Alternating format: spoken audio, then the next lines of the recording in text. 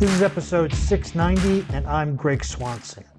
Today we're going to be talking about 6 essential mental toughness exercises that you can do at home and perhaps even at work. You know, building mental toughness is like preparing for multiple sprints, right? It requires consistent practice and dedication. Noah Lyles didn't just get to the gold medal by doing it once. He had dedication. He kept going over and over and over and over again. But here's the good news. You don't need to step out of your home onto a track or need to step out of your home to develop the resilience and grit needed to overcome life's toughest challenges. Whether you're facing a professional setback, a personal challenge, or just the daily grind, having the mental fortitude to push through is essential and critical. So according to a study by the American Psychological Association, individuals who regularly practice mental toughness exercises are 60% more likely to achieve their goals despite obstacles. So if that doesn't get you motivated to start developing your mental strength, mental toughness, grit, fortitude, whatever you want to call it, I don't think anything else will. So let's get ready to sharpen your mental edge. Let's dive into some of the powerful exercises you can do from the comfort of your home. Sounds kind of oxymoron, right? Mental toughness, comfort of your home. Well, let's take a look at them. So the first one is mindful meditation for mental clarity. Mindful meditation is basically, we just want to focus on one thing. And this is where focusing on your breath is so important. Not really counting, not doing anything. We'll talk about that later. But really, we just want to be mindful. And if you don't want to count your breath or notice your breath as your chest increases and not, you could just notice sounds. So if you're at home and you hear street and you hear cars going by, don't judge it, don't label it, just listen to it. Because mindfulness is basically be here now. And meditation is focusing on one thing. Essentially, you could do mindful eating, and that would be a form of meditation. So don't get caught up on the phrase meditation in that you have to sit for an hour in the corner, stand on your head, whatever else it is. We just want to learn a little bit. So, one of the tips for maintaining consistency and overcoming common challenges, especially in regards to meditation, is we want to look at what's the minimum we can do and build from there. So with meditation, you wake up in the morning, you sit on the edge of your bed, you sit up straight, you take a couple of deep breaths in, you notice that, or you notice the sound. That's it. That's 1 minute. And with that will come clarity, because when you're focusing on your breathing, you can't focus on something else. The mind can only pay attention to one thing at a time. We may think that that our mind is going in multiple directions, but it's such a split second.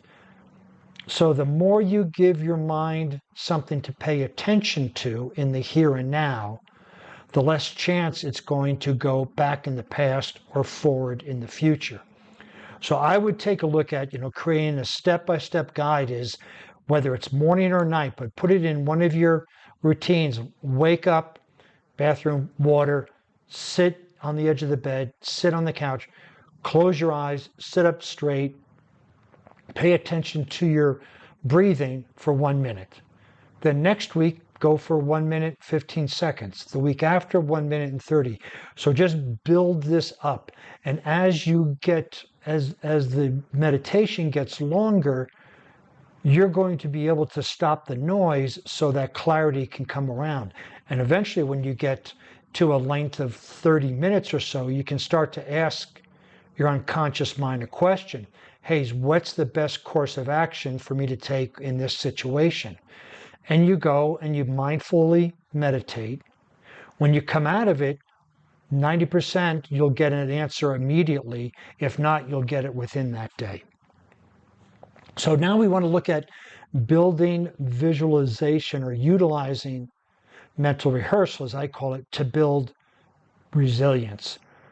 And so one of the things we want to do, the Stoics were great at this, is they would wake up in the morning and they would determine, or they would see what goals they wanted to get achieved. And then they would mentally rehearse what are some of the challenges that could get in the way. And then they would find solutions for it. So they didn't worry, but they became prepared. And that's what visualization can do. It can help program our unconscious mind to respond immediately to a situation that comes up. If you're going to go in and ask your boss, ask your boss for a raise, you may be worrying, what if he says no? What if he does this? What if he did it? What if she does this? What if she does that? Well, with visualization, you would see yourself going in, asking for the raise, and perhaps having an unfavorable response. And then how would you reply to that response? You would be calm, collective, you would understand the points that are made, and you would add your points. But the more that we can visualize how we want to do and actually mentally rehearse, so we would want to see what we would see, hear what we would hear, and feel what we would feel, then we can start to prepare. Now, I'm not going to say expect the best and prepare for the worst, but we want to be able to be prepared for when these events come. And so in your morning routine after you meditate, a great thing would be is, what do you want to get accomplished during that day? I would keep it to 3 things or less. And then when you determine what they are, you would see yourself visualizing, mental rehearsing yourself going after those goals and anticipating any obstacles that might get in the way and how will you address them. And this only takes a minute or 2 to do, but this is a great technique in the morning to set yourself up for success so that when you hit obstacles, you will already have the resilience to push through. So breathing for stress management. You know, a lot of times when we get kind of stressed or anxious, our breathing becomes shallow, our focus becomes narrow, we kind of reduce the availability of our creativity. And so breathing can help us reduce and relax that. There are many, many, many types of breathing to go through. A couple of my favorite is the box breathing, which a lot of military individuals utilize, where you inhale to a count of 4, hold that for a count of 4, exhale for a count of 4, and then hold that for a count of 4, and just repeat that over and over. So when you're starting to feel stress and your muscles are getting tight, do this box breathing. Another way is we want to, when we are stressed, we're basically our sympathetic nervous system is engaged. That's our fight or flight part of us. And with that, we usually breathe shallow. So when a danger is over, we usually have a big exhale. Whew. Boy, I'm glad that was done. Well, we want to do that purposely. So we can inhale for a count of 4, exhale for a count of 6. When we exhale longer than we inhale, we activate the parasympathetic nervous system. Now, the count isn't as important as one being longer than the other. You could inhale for 6, exhale for 10. Inhale for 2, exhale for 4. But I wouldn't make it like inhale for 1 and 2, because then that would be too hyperactive. But what we want to do behind that is engage the parasympathetic nervous system. You can do this while you're driving. So if you're in traffic and you find yourself getting agitated, just do the box breathing or do the intermittent breathing, if you will, where it's in for 4, out for 6. But these can be fantastic. And you may only have to do a couple of rounds of it. And to tie this breathing into mindfulness, if you're at home and not driving, you can close your eyes as if you're going to become meditating, And then you inhale to a count of 4, exhale to a count of 6. That is 10 seconds. Do that 6 times, 1 minute. You've combined breathing with meditation. So that's a great way to do a combo pack, if you will, in order to reduce stress and be mindful. Now, let's talk about some goal setting to enhance your focus, because right when we have something to pay attention to, we can enhance our focus. If we don't know where we're going, if we don't know what we're doing, we're going to be scattered all over the place. And so what we want to do is have these goals. And you can look at it as having, a very long range objective. We'll change the words up. Let's say a year from now, what do you want your life to look like? Or what do you want your career to look like? And then we can start setting some large goals around that, which would be in 9 months, how will you know you're going to be at your 1 year goal? And then at 6 months, how do you know you're going to be at your 9-month goal, and so forth. And then when we get into the month and the week, then we can get back into the micro goals or the very specific steps. So we have an objective, like a roadmap on where we want to go. We know all of the landmarks to get there: 1 month, 3 months, 6 months, 9 months. So we know what to look for. And then we start out by creating an action plan in the month, like what do I want to get accomplished this week? And then what do I have to do today to make sure I accomplish that goal that week? And when we know what we want to do, we can get enhanced focus. And part of mental strength and mental toughness is staying on target, is being focused. If we don't have goals to go after, we cannot develop that focus state. So we want to be able to do that. And at home, what can be great is, you could set goals for reading a book and then go, okay, I'm going to do a page a night. And you get focused and you just do that page from beginning to end. So there's a lot of ways you can incorporate this into your daily activity, especially, I'm a big fan of creating AM and PM routines, and the focus can be great for enhancing your goals for the next day, or you can also look at setting some goals around reading and doing some other things at your PM routine. But again, the goal setting enhances our focus. And then we want to have journaling for self-reflection and growth. Right? Journaling, a lot of people get confused on how to journal. It's not Dear Diary, today I saw this person. But what we want to do is just start, again, if we start looking at what are some of the smaller things we can do. Maybe at the end of the day, you have a journal and you don't know what to say, but just write down 3 things you're grateful for. And that can be your sight, your smell, your hearing. It could be your job, your house, whatever it is. If for some reason you can't find 3 things to be grateful for, pick 1 thing and 3 reasons why. And you don't have to get involved in it right now. Just start, like, I'm grateful for 1, 2, 3. And write it in a journal so that at the end of the week, you can look back and go, wow, I had a lot of gratitude this week. And then perhaps the next week you'll be inspired to, I'm grateful for my sight so I can see the beauty of nature around me. Right? So you can start to expand on what you're grateful for. And then at some point, you're just going to be writing a journal for self-growth, because in addition to the gratitude, you may look at where you can improve, like what's working, what's not, what needs improvement. So you can take the journaling to any level that you want, but we want to start the habit of doing it every day.